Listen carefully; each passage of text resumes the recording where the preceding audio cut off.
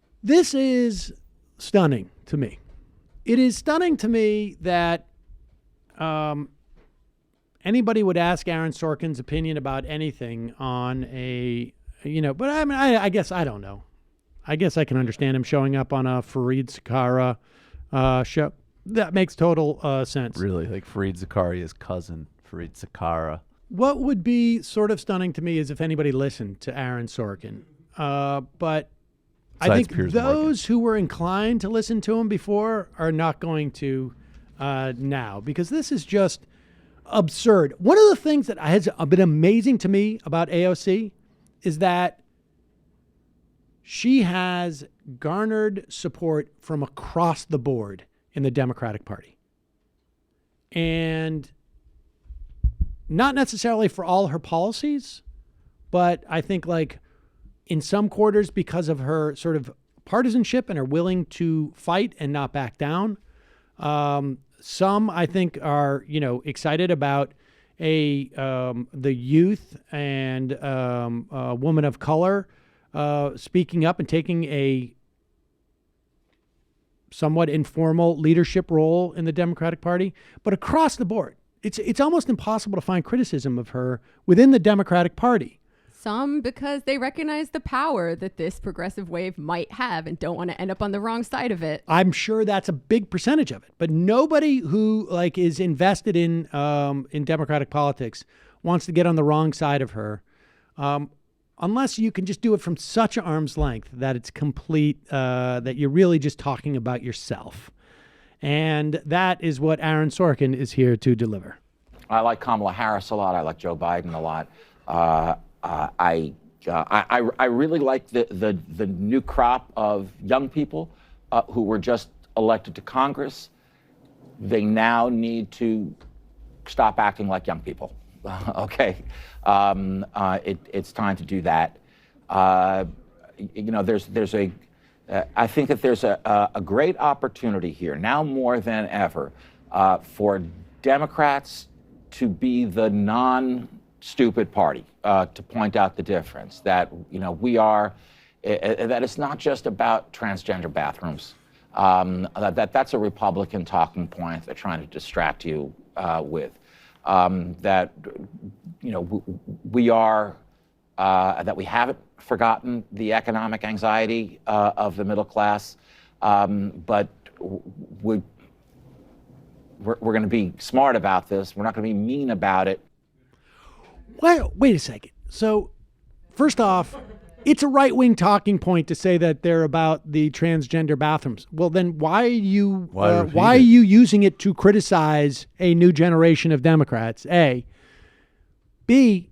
Why are you saying the word "but" after addressing people's economic anxiety? It's just absurd.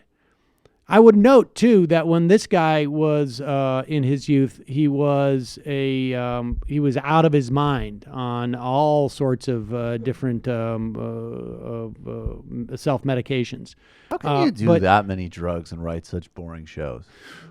I mean, honestly. But drugs are only as interesting as the person doing them. But even beyond this too, it's just sort of the incredible condescension and the notion that in some way you can run on "we're not the stupid party." I don't know if Aaron Sorkin was conscious 3 years ago, but what did Hillary Clinton run on? Competence. I'm kind of okay with I'm a pretty dumb. I want everybody to have Medicare. I want everybody's civil rights. Specifically, we're not as bad as them. I want people to have Medicare too. We're not as bad as them was an ineffective campaign slogan. He's horrible was not a good campaign slogan.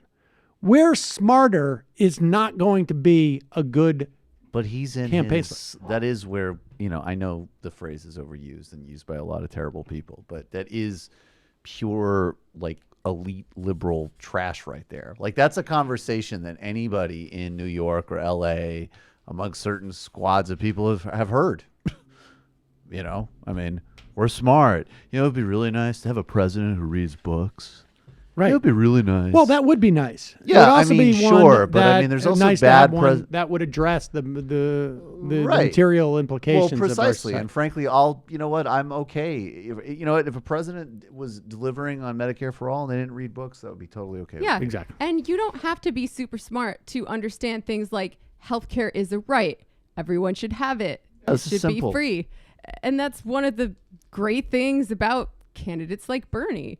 Also, I think the way he used middle class economic anxiety just now was a kind of a dog whistle, would you say? Because I think its colloquial meaning for both Democrats like him and Republicans has become like white people. And that's not what it actually means. That's not what it should be. That's not what it should mean. I have no idea, but the idea that he added "but" after that, we need to be the party of smart people, just seems like this guy needs is much better. No, I was going to say he's much better in a fictional setting, but I would argue also that he's not necessarily much better in a fictional I think setting. that these people have not learned to walk around in hallways telling each other their credentials yet. Talking and that really concerns me. fast. Really in a fast tone, talking about where they got their law degrees. I just think like the honest answer would have been like, hey, man, you know what? I'm a Democrat. I don't really like Trump.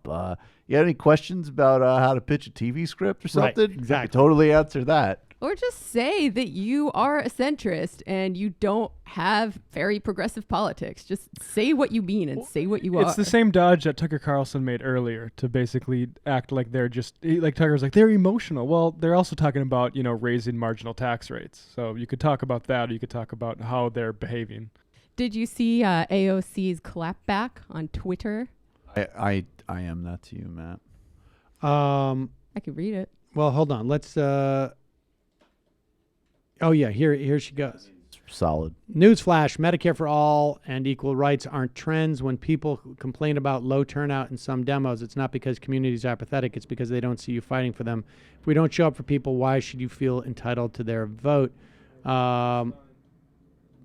That's. Yeah, exactly.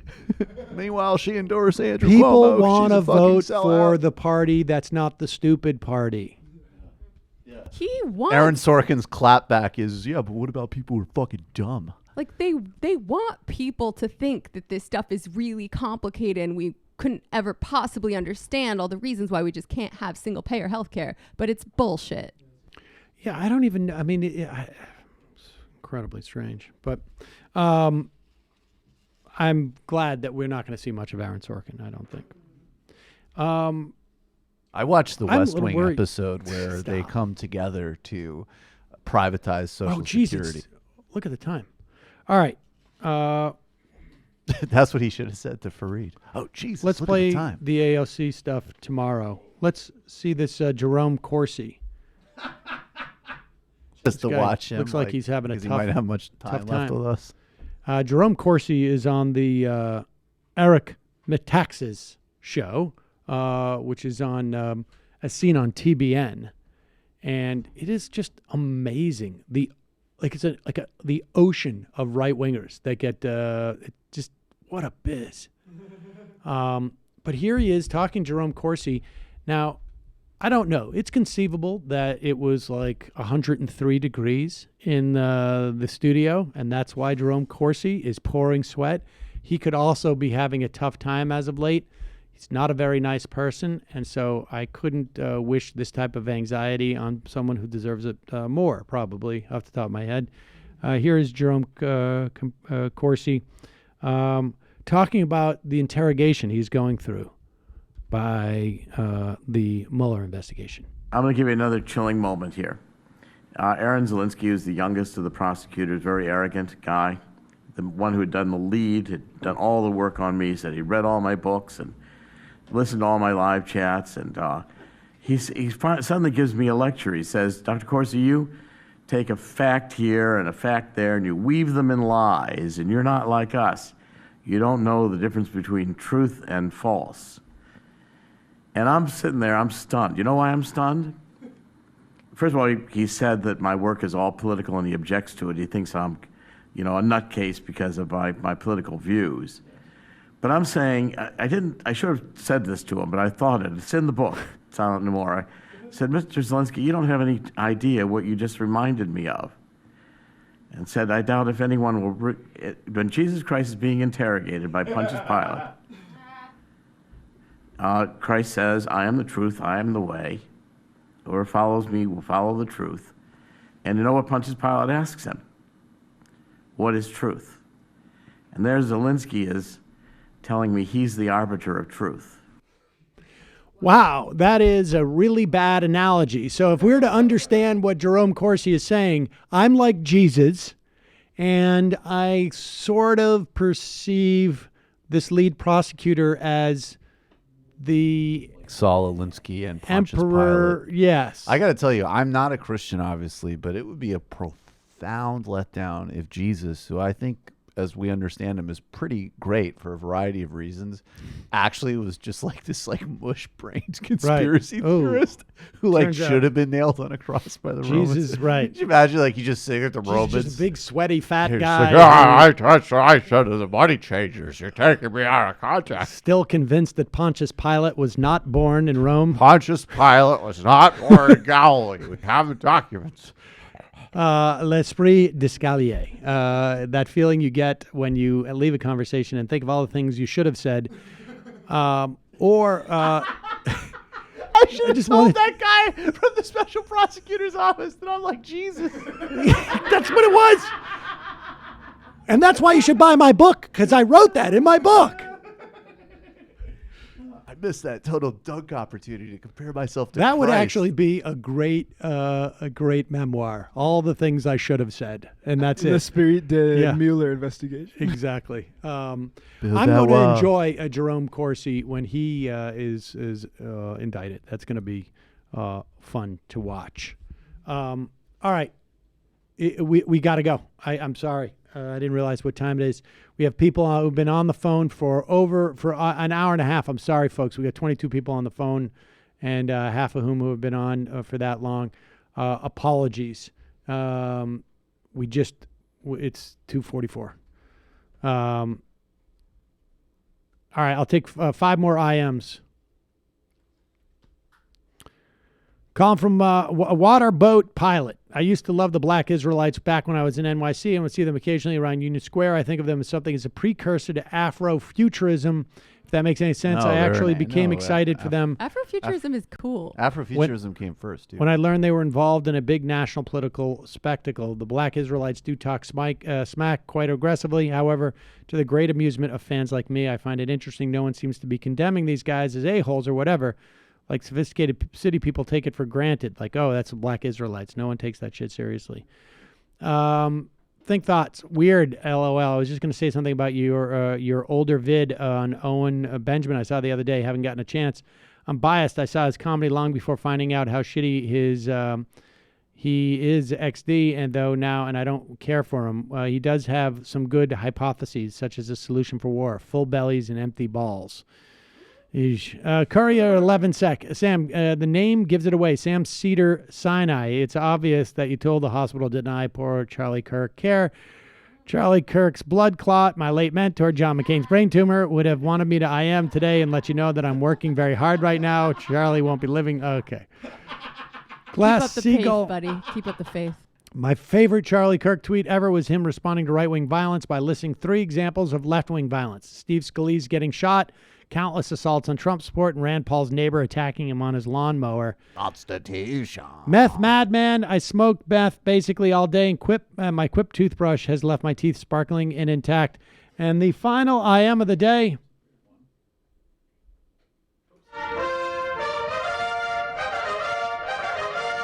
Alexei was hoping you would mention H. Bomber Guy's stream this weekend and let people know about Mermaids, the transport group in UK that helped fund 340K for playing Donkey Kong for 64 hours and 64 for 57 hours. That's all. Thanks. Okay, see you tomorrow.